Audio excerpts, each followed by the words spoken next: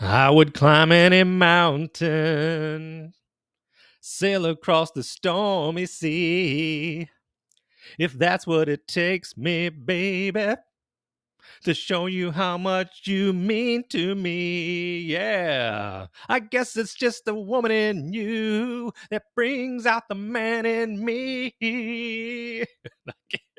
I know I can't help myself. You're all in the world to me. Everybody sing it. Oh, yeah. It feels like the first time. It feels like the very first time.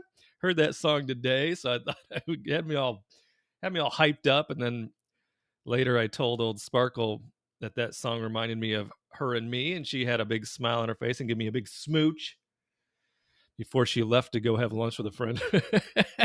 She's always having lunch. She's out there doing lunch and having a good time. But that's what it should be. She supported me all of these years.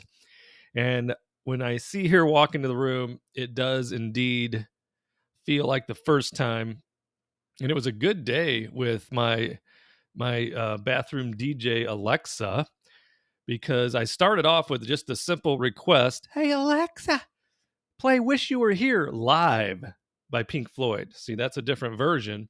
And what she played was the 2019 remastered version of that song live. And it gave me first chills and then a big smile on my face. So I knew I was in the right place. So you think you can tell heaven from hell, blue skies from pain. It's one of my favorite songs of all time. Just read through those lyrics and think about how good they are. They're just amazing. What else? And so now Alexa, if you've noticed, she does a different thing. You'll request one song, and then instead of just stopping after the one song, she just keeps playing songs. And the second song that she played after Wish You Were Here by Pink Floyd was Saturday Night I Was Downtown working for the FBI. If you know that song, then yeah, you're pretty cool. And then also played Don't Cry, Dry Your Eyes. I don't know why it's not coming out right. It's only teenage wasteland. Do do do do do do do do do. Another great song, and then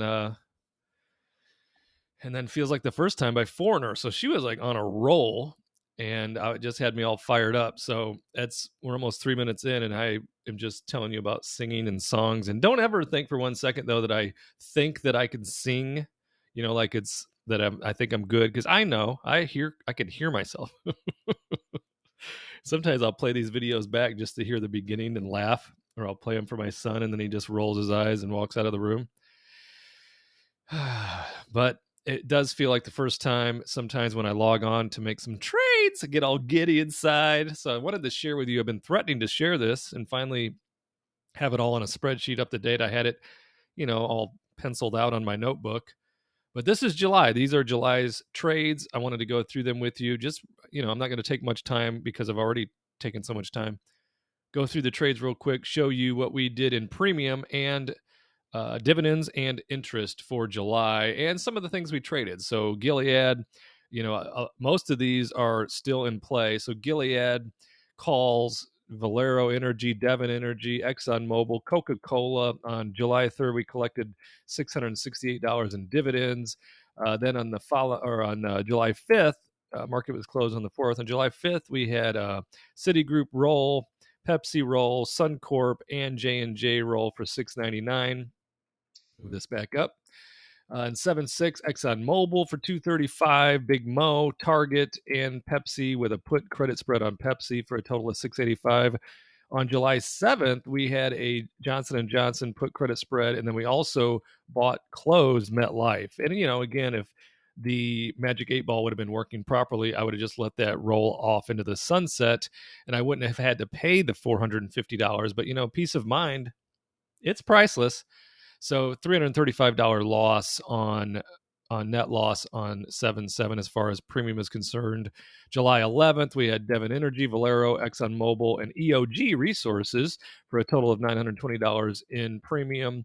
7.12, we went with Citigroup again, Coca-Cola, ExxonMobil, Micron, Suncor, and Big Mo for 286. And then we got a couple Pepsis. We rolled a call. We've been rolling that call still, as you know. In fact, we just actually let it expire on Friday. What's Pepsi doing today?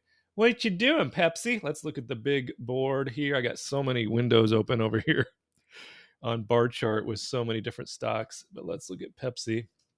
See if we can sell a call today. I mean, it's there. It's in the green, right? But it's trying to fall back down. So what did it do? So it was close to 185 today. That would have been a nice. We'll watch it some more today. The market's been bouncing around a little bit, up and down, like a little roller coaster. Then we had another put credit spread on Pepsi, $70 for a total of 228 that day. Then we had AbbVie, Merck and Co., ExxonMobil, Coca-Cola. Remember that Dell credit spread? That went wow, wow, wow. We'll see that in a minute for $772. Bank of America, Gilead, Target, Jackson Financial, and we had a British American Tobacco, which was, I was looking at actually selling some puts on those today for $1,257. So that was a nice day. Then we got crazy and we sold some calls on both AT&T and Verizon, ExxonMobil. We bought that closed. What did we sell it for? Where is it?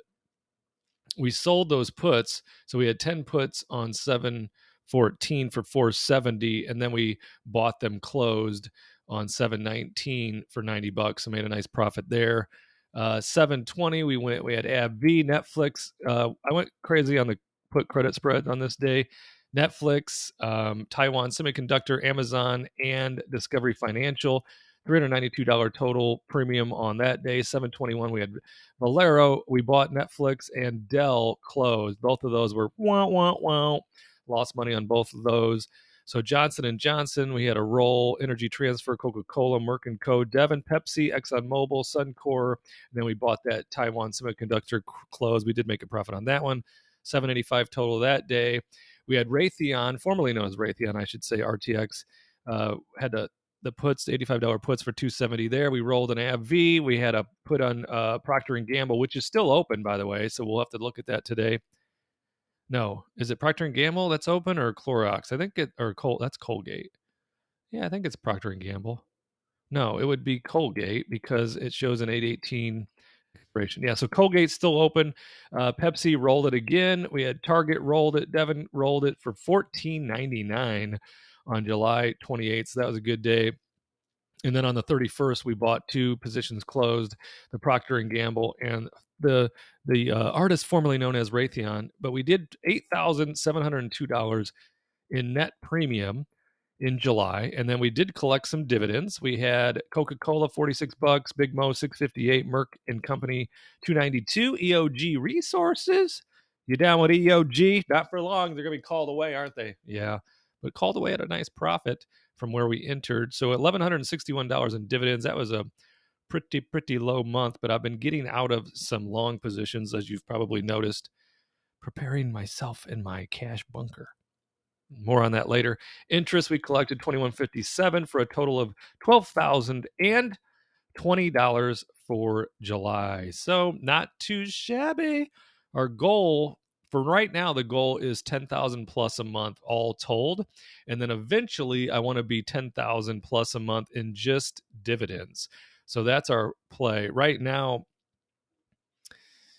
I just, I don't want to be a Debbie Downer, but I just don't know about the third and fourth quarter as far as what the market is going to do, what the S&P, my position in my mind, the Magic 8 Ball tells me it's going to go downtown to Chinatown. Not like a crash or anything, but we're going to lose a few hundred points.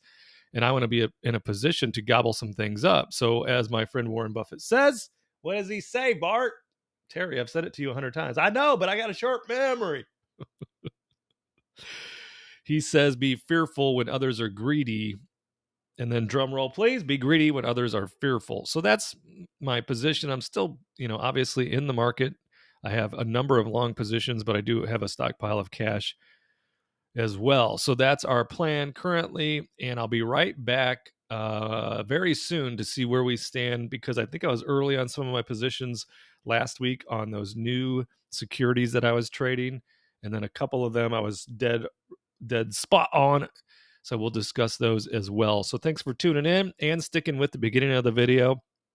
If you're a fan of music, you know what, if you're younger and you don't know that type of music, play some of those songs and listen to the lyrics. I mean, it's just that music will never die. It will be around forever. And we can't say that too much for any of the recent, the newer songs. Of course, all old people say that part. It's probably true. But thanks for tuning in. Subscribe, like, comment, share this channel with a lovable friend, and I'll see you in the next video.